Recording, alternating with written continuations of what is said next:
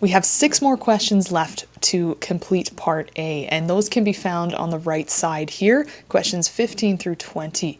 Now these are fill-in-the-blank questions, and the challenge with this is often from finding the word in the text and recognizing how it fits into the answer that's surrounding the blank. So be careful here. A lot of trouble can come from synonyms and vocabulary. Our answers should either be a single word, short phrase, they can have just words, or they can have numbers. So that's something to consider. Let's start with question 15. Patients who have problems something may be at risk of dehydration. Now, remembering everything we've previously done, let's start with the first thing is identifying which text it's likely to come from. So we have some clues. Risk of dehydration. That should be moving us over to text A, where we're talking all about risk factors for dehydration. And then here is a technique that you might find helpful for these sort of questions. Look at the words before and after. You're very unlikely to see the exact same word in the text. You are much more likely to see a synonym. So for example, you might see the word issues, difficulties, sorry, I can't spell today.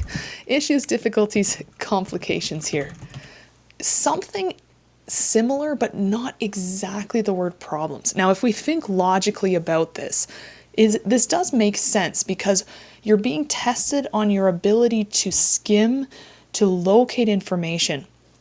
And if you were just looking for, again, the word problems, you wouldn't really have to read anything. You would just sort of find the word problems and there's your answer right after. So these questions are a little bit more challenging than some of our previous ones because of that. So here we go. We're trying to find, again, similar words to problems in here. And when we're looking through our options, you want to keep an open mind. So possible fits for that. We have lots of things mentioned here. Reduced renal function is also a risk factor. Difficulties with swallowing, dementia, and poorly controlled diabetes are more common in older people and are all associated with poor hydration. So here's a phrase that looks like it could possibly match, and we have to check the criteria. So they're not saying it's only for certain conditions. They're just saying maybe at risk of dehydration. Difficulties is a good synonym for problems. And so that, if we skim the rest of the text, there's not really anything else that could fit that criteria. So we go with that as our answer. Problems, and then the grammar here is challenging. We have to adapt it to what's there. So difficulties with swallowing, but you don't say problems with swallowing, just problems and then right into swallowing. Sometimes we'll see that, so just be careful with prepositions. Usually you just need the main content word. You don't need the articles and prepositions most of the time. There are some exceptions to that, but just keep that in mind. Other than that, though, locating it, the key there is recognizing how that language is reflected in those synonyms there. Good. 16, urinalysis results show high levels of sodium or an elevated something are a sign of dehydration. Now, as I said previously, by the time we get to these questions at the end, hopefully we're quite familiar with the foretext and where a lot of the details are presented. So when I see the word urinalysis, well, we had a question on urine, so it's probably in that same area. And if I go down, I see the question we answered before. Right underneath it, urinalysis is talked about. So don't forget that part of the strategy is actually remembering other questions and using them as guides to where you're likely to find the content. So what do we have here? We have dehydration is indicated when the creatine ratio is greater than 25 and or sodium concentrate, and then we're given the amount. So look carefully what's happening here. In our question, we have high levels of sodium or something else, elevated something. In our text, we have creatine ratio is greater and or sodium concentrate 148 millimoles per liter there. So that's really interesting in that we actually have, restate that for a second, we actually have the order in one direction in the text and then it's swapped in the actual question. Be careful of this. This can cause confusion with locating the information. So the correct answer there should be creatine ratio. And we see the word, again, creatine ratio is greater than, and that's represented by that word elevated. So matching the parts that are missing to that and recognizing there's two items, one of the items is given, we need to write the other one there. Good.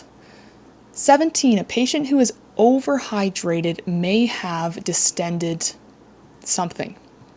Well, we know that we've seen the section on overhydration, so we know that's coming in text D. That's the main section on it. And let's scan our list for something that could fit.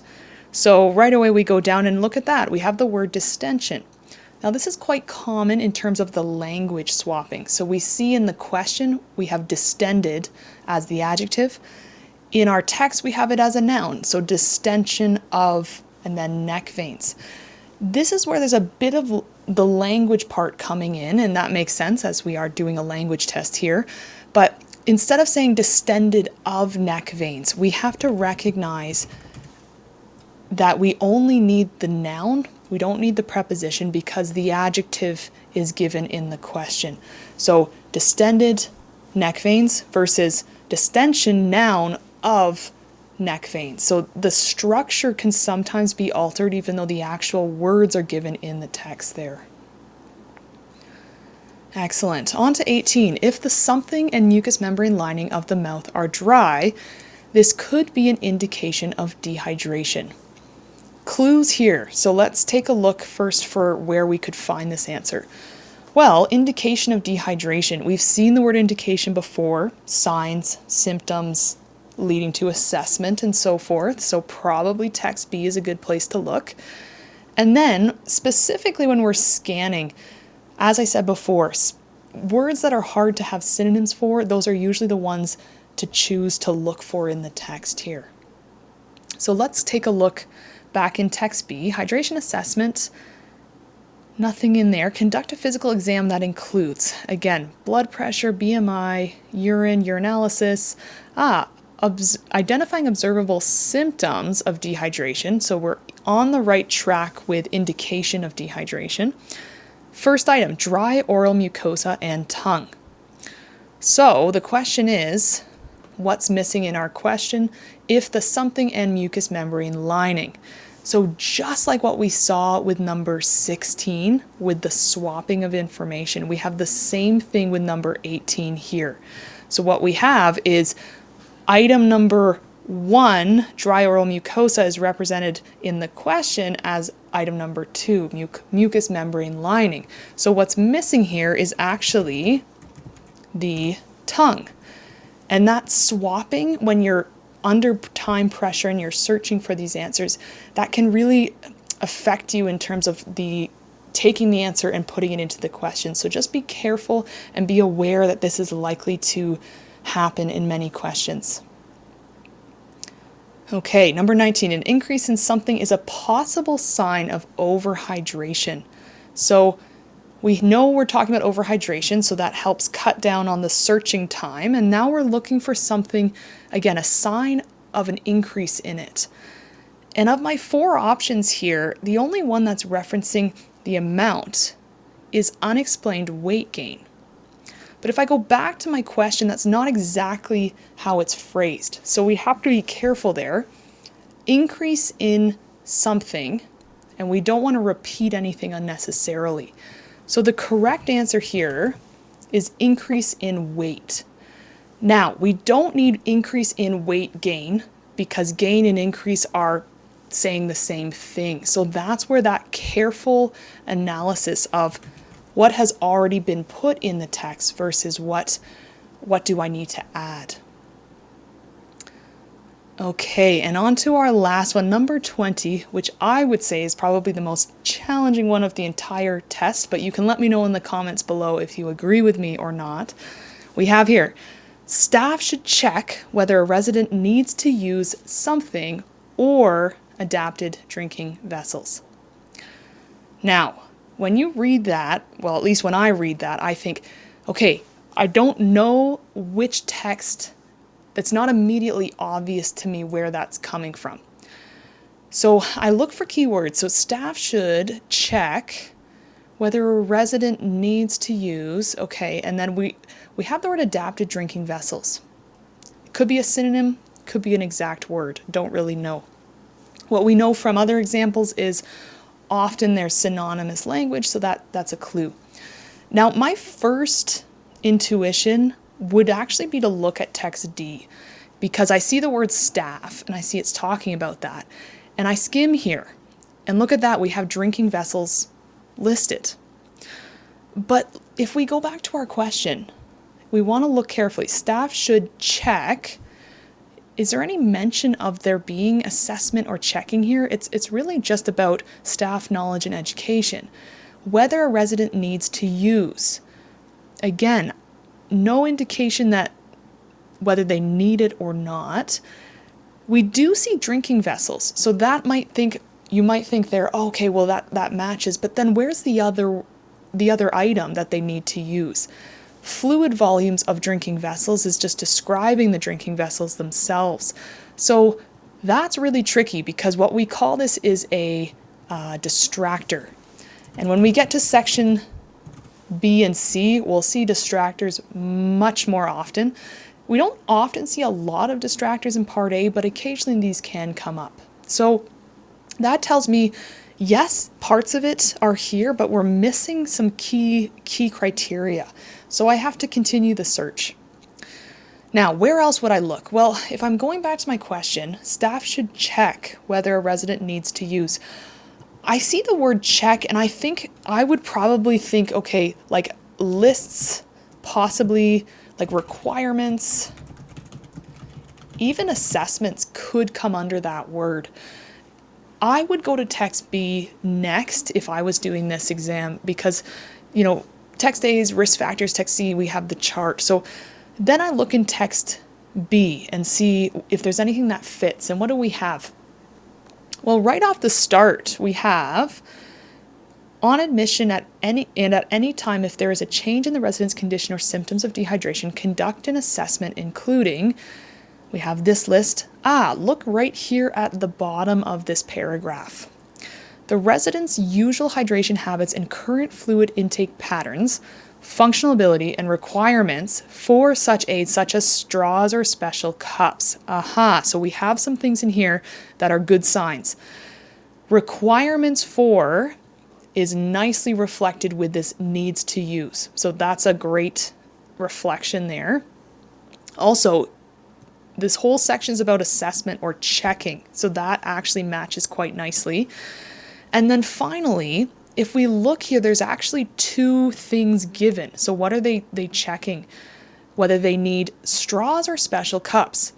Now you might say, but neither of those are listed. Don't forget that it's very common for synonyms to come into your answers in terms of the words around the blank that you're trying to answer. So if we look at adapted drinking vessels, adapted, another word, specialized or specific, could be a synonym for that. Drinking vessels, well, what's a drinking vessel? Like a cup, a bottle, a mug, and whatnot. And this is tricky because obviously it's not initially where you might go, but if we look carefully at the language, that is actually reflected in what's written there. But even more of a clue to me is that we have two items listed. And just like with our other questions that we had one item given and you're searching for the other, if you're missing one in the text, there's something wrong. So here, what's missing is straws. Straws are adapted drinking vessels, and that covers both. Whereas again, if we were looking at text D, fluid volumes of drinking vessels, there is no second item there. There's only the one, right? And again, the importance of the other words and the other criteria in the question. So that is the most challenging, personally, in my opinion, because of the fact it's not obvious where it's coming from originally in the text. Second, there's quite a few synonyms in there. And third, actually what we said before, finding the answer is not easy or quick. So my recommendation is, if you get a question like this on your exam, don't spend all your time trying to find it. I would recommend skipping it, coming back to it with the hope that when you're looking for other answers, you may actually accidentally come across it. That sometimes does happen as well. But the other thing to add to that is, when we have a distractor, it can really affect how focused we are on that one section. Don't let the distractor take you away from other options in terms of where else you could find that answer. So that wraps up questions 15 through 20, and now we've completed all of our questions for Part A. I want to hear from you below in the comments. Tell me, which question did you find most challenging overall in our practice test together. In the upcoming videos, we're going to move from Part A to Parts B and then on to Part C. Now, if you aren't already subscribed, make sure you do so that you're notified when I release those videos. And also let me know down below, what else would you like to see? Do you want to see more practice for Part A, or would you like more for Parts C, which is notoriously challenging as well?